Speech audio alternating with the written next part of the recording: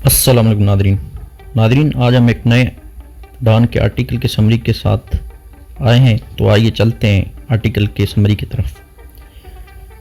Article का title है इस्तेसाली tax लगाना।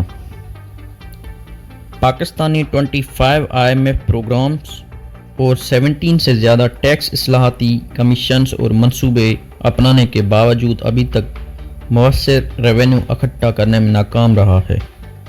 हर नई हुकूमत टैक्स टू GDP तनासिब बढ़ाने की बात करती है, मगर अशरों से मुसलसल नाकामियों का सामना है।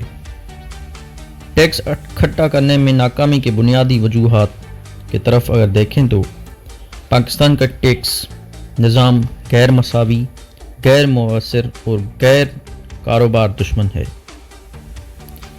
GDP का 20 से 22% टैक्स इकट्ठा करने की सलाहियत रखने के बावजूद हकीकी टैक्स आमदनी 12.5% है, जो दीगर तरक्की पजीर ममालिक के मुकाबले में बहुत कम है। हुकूमत अपनी ज़रूरत अखराजात जैसे कि अवामी खिदमात, पेंशन और माहौलियाती तब्दीली से निपटने के लिए इक़दामात को मुकम्मल करने के लिए दरकार वसाइल इकट्ठे करने में नाकाम रही है, जैसे कि गलत तरजीहात, रस्मी फार्मल सेक्टर्स पर ज़्यादा बोझ। हुकूमत ज़्यादातर फार्मल सेक्टर से ही टैक्स वसूल करने पर इन्हिसार कर रही है, जो पहले ही टैक्स के दायरे में है। मुल्क में एक वसी गैर रस्मी इनफार्मल मईशत मौजूद है, मगर हुकूमत उसे टैक्स नेट में लाने में नाकाम रही है। इसका नतीजा ये निकला कि फार्मल बिजनेसेस पर ज़्यादा दबाव डालकर उनके लिए सरमायाकारी और तरक्की करना मुश्किल बना दिया गया है, जिससे पाकिस्तान की बरामदात एक्सपोर्ट भी मुतासिर हो रही है।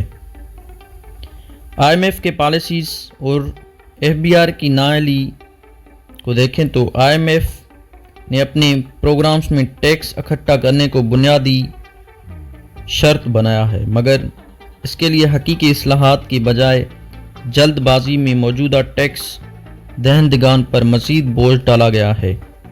इस पॉलिसी के नतीजे में फार्मल बिजनेसेस को शदीद नुकसान पहुंचा है, जबकि इनफार्मल बिजनेसेस मज़ीद मुस्तहकम हो गए हैं।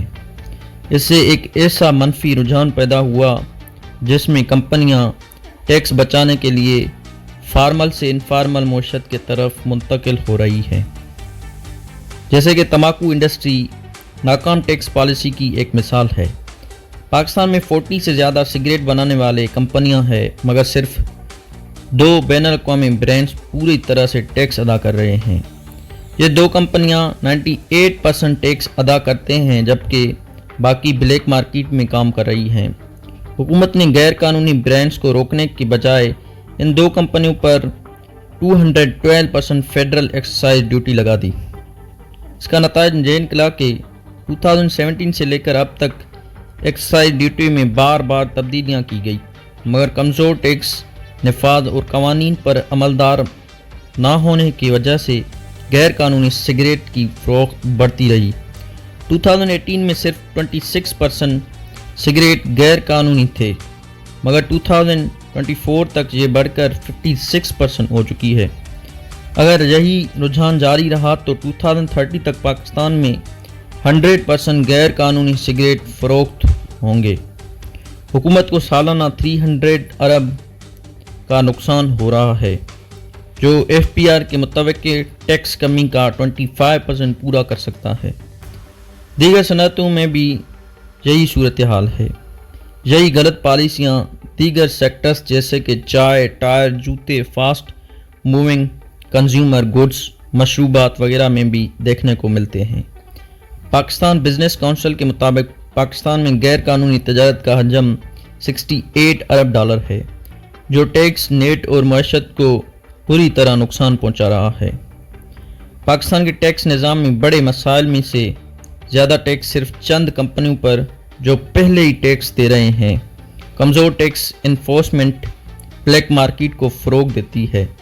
गैर कानूनी तजारत में इजाफा हुकूमत के रेवेन्यू में कमी लाकर आती है। गलत टैक्स पॉलिसीज़ کاروبار کے لیے نقصان دہ ہے۔ کیا ہونا چاہیے؟ اگر ممکنہ حل دیکھیں تو ٹیکس بیس کو وسیع کرنا، صرف فارمل سیکٹر پر بوجھ ڈالنے کے بجائے غیر رسمی معیشت کو بھی ٹیکس نیٹ میں لانا، جیسے کہ ٹیکس قوانین کو نفاذ کو سخت بنانا، غیر قانونی کاروبار بند کرنے کے لیے سخت چیک اینڈ بیلنس رکھنا، کمپنیوں کے لیے کاروبار دوست ماحول فراہم کرنا تاکہ فارمل سیکٹرز مزید ترقی کریں اور برآمدات بڑھیں، کمپنیوں کے لیے ٹیکس میں استحکام، بار بار قوانین بدلنے کے بجائے مستحکم اور منصفانہ ٹیکس پالیسی لے کر آنا۔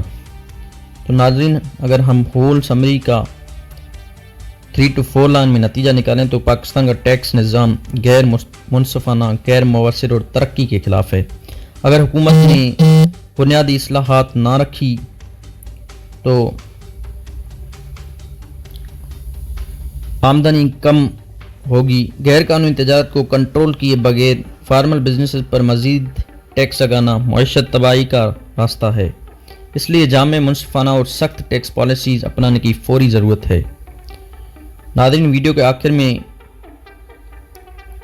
آپ سے ایک سوال ہے، کیا آپ سمجھتے ہیں کہ پاکستان کا ٹیکس نظام بہتر ہو سکتا ہے؟ آپ کے خیال میں حکومت کو کیا اقدامات لینے چاہیے؟ کمنٹس میں اپنی رائے ضرور دیں۔ تو ملتے ہیں ایک نئے ویڈیو کے ساتھ، تب تک کے لیے اللہ حافظ۔